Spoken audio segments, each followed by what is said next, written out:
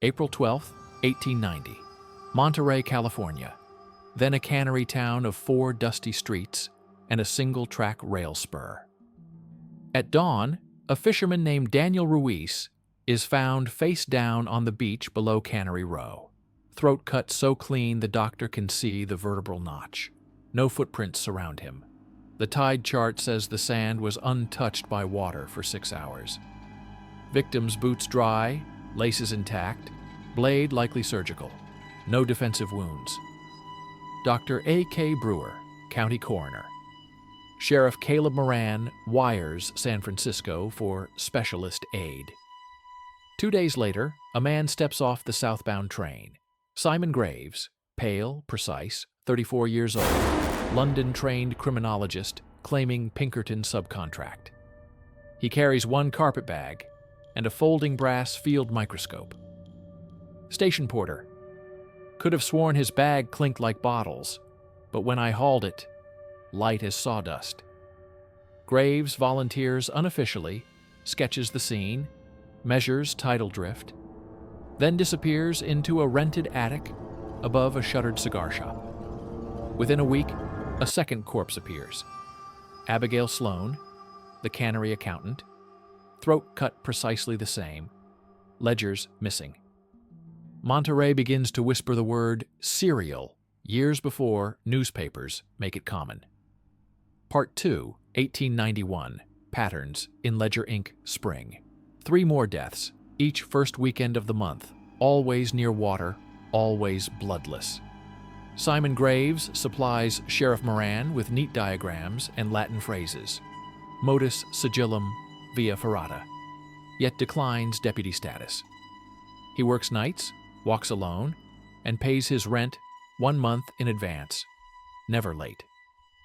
Found beside third victim, a longshoreman. A carbon paper copy of the wharf schedule, columns calcined by chemical wash. Moran grows uneasy. The very man guiding the investigation is the only new variable in town. He orders a quiet inquiry. Deputy Lyle Chapman tails Graves after dusk, loses him in the fog at Cypress Point, and is found next morning, alive but catatonic, clothes soaked in brine, lips stitched shut with black sail thread. The deputy never speaks again. Local pastor. Chapman's eyes. They kept following something none of us could see. The sheriff files for state assistance. Sacramento replies that Graves is not, and never was, on Pinkerton rolls. By autumn, Moran drafts an arrest warrant, but before it is served, the sheriff's office burns, destroying every affidavit. Cause: overturned lantern. Moran's own body is pulled from the embers, throat severed in the signature style. Part 3, 1892. The Vanishing Sheriff and a new state detective. Henry Hank Delaney arrives with a carpet bag full of modern equipment, fingerprint powders, a rudimentary camera, and an iron determination to treat Graves as prime suspect. He requisitions a vacant storefront, posts 12 volunteers, and begins a census of every scalpel, razor, and butcher's cleaver in Monterey. Survey lists 47 edged tools, 1 missing. Number 17, bone saw, cannery dispensary, loan log signed S. Graves.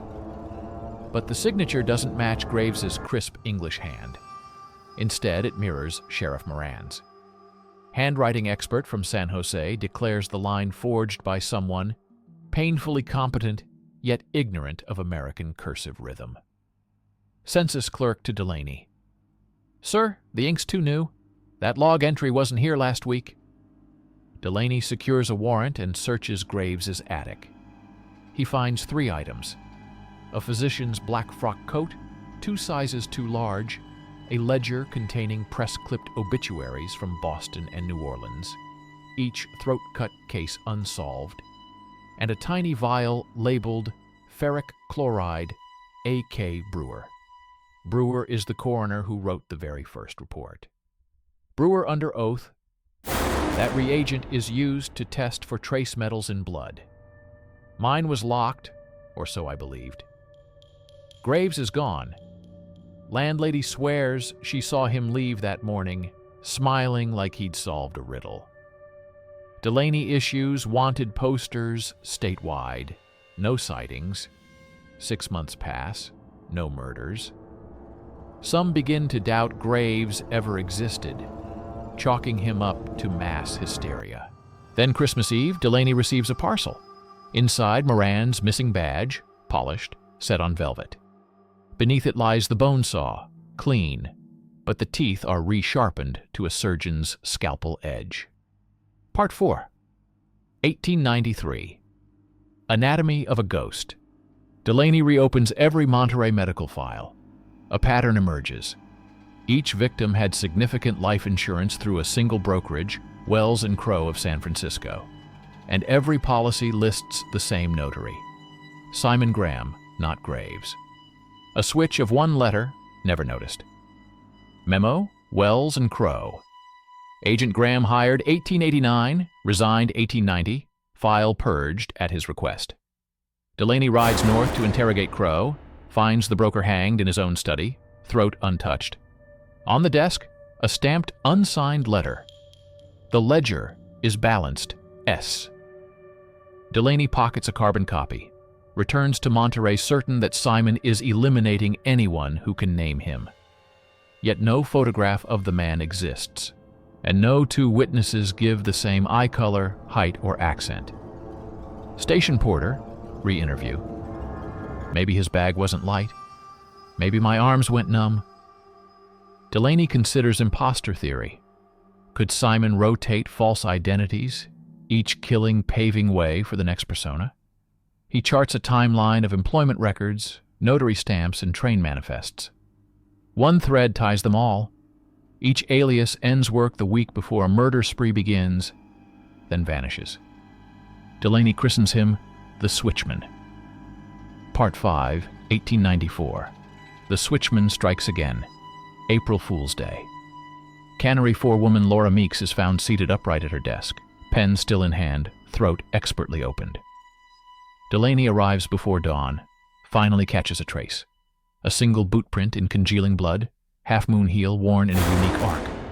He casts it in plaster. Boot size 912, British manufacture, ridged toe plate, initials inside tongue, SG. That afternoon, a telegram arrives from Los Angeles. Clerk Simon Garner, shipping office, quit without notice, destination unknown. Garner, same initials, same boot size. Delaney boards the night train south, convinced Garner is Graves, is Graham, is the killer. But 2 stops before L.A., a conductor signals an emergency. Car B, berth 12, occupied by Mr. Garner, door locked from within. They break it down. Inside, an empty suit of clothes arranged on the bunk. Coat, waistcoat, shirt, trousers, boots, all blood-flecked at the collar, but no body. On the pillow, monogrammed handkerchief, reading simply, S. Conductor's voice. I never saw him board, sir. Birth ticket came by post. Paid cash. Delaney has the clothes tested. Primitive. But Brewer's reagent turns dark violet. Present. A compound suggestive of citric acid mixed with blood, masking the coppery odor. Brewer posits a grisly theory. The killer drains victims, stores the blood, and uses it to stage his own deaths, buying time to change identity. A traveling mortuary of one. Realistic, chilling, yet still. Logistics defy credulity. Part 6, 1895. Collapse of the investigator. Delaney's hair turns gray in 6 months.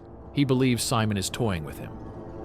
The detective rents a room opposite Graves's old attic and pins yarn-tied clippings across the walls.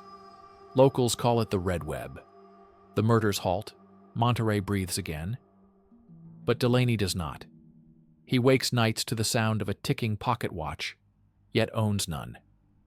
Diary, H. Delaney, November 3rd.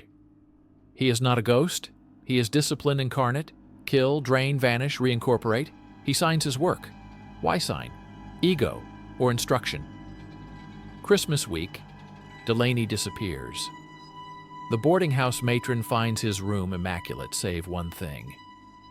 On the desk, the plaster cast of the boot print, now shattered. In its dust, a message traced by fingertip. You kept time well, Hank. Part 7, 1896. Brewer's quiet discovery. Dr. Brewer, the coroner from the first case, retires but cannot forget. He re-examines preserved slide samples, fibers from initial wounds. Under new oil immersion lenses, he finds strange contamination, microscopic black grains containing ferrous oxide and printer's ink, typewriter ribbon dust. Cut wounds carry residue from paperwork. Conclusion: the killer writes, then kills. Blade and ledger, side by side. Brewer's unsigned note to Governor. I suspect the instrument is not a knife, but a modified paper cutter, honed to surgical sharpness. Before the letter is mailed, Brewer is found on his study floor. Cause of death: hemorrhage of carotid artery, identical signature. His inkwell overturned across a stack of blank insurance forms. Among them sits a fresh policy for Simon Grant, age 40, beneficiary, none, premium paid in full. Part 8, 1897. The ledger closes. February 2nd, 1897. Monterey Bay Weekly prints a front-page surprise. Local mystery man publishes memoir. The advertisement lists a reading that evening at the town hall. Author's name: Simon. No surname. Crowds gather, morbidly curious. Gaslights hiss, stage empty save a single wooden lectern. At 8:13, the hall doors swing shut of their own weight. I thought I'd seen every seat fill, but when the doors locked, the hall looked fuller. Townspeople later recall a voice from nowhere, calm and resonant. I present the accountancy of flesh. Debits paid, credits due. The lights kill. 10 seconds of darkness. When lanterns reignite, the lectern is gone, and on the stage floor lies a freshly printed ledger, red leather, gilt spine.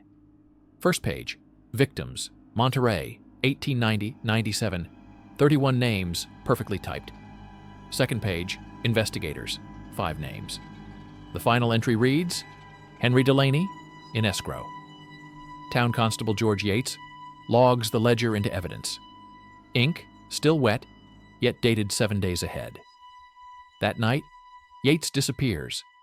His uniform found draped across the evidence locker, badge polished, throat band of dried blood inside the collar. State authorities seize the ledger, seal it in a steel box, and quietly shut the Monterey case. Sign die. Officially, Simon was probable hoax amplified by hysteria. Unofficially, every man who handled the ledger left public service within the year. Whereabouts? Unknown. Aged female voice, the boarding house matron, 1932 interview. They kept asking if I remembered his face.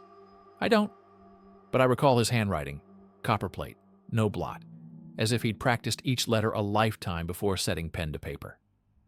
Which brings us to the single artifact never logged. A slim notary stamp, brass, initials SG. It surfaced at a San Francisco estate sale in 1924, then vanished into a private collection. Experts note the handle shows almost no wear, except at the very tip where tiny dark flecks test positive for human blood older than any on record. So ends the Monterey ledger. 31 documented dead, 5 investigators lost, 1 signature repeated. No confirmed photograph, no arrest, no corpse. Just a trail of ink, paper, and surgically precise silence. If you, listener, ever chance upon a pristine life insurance form stamped SG, read the fine print twice. For once, the ledger opens in your name, payment is invariably collected, and the collector is always on time.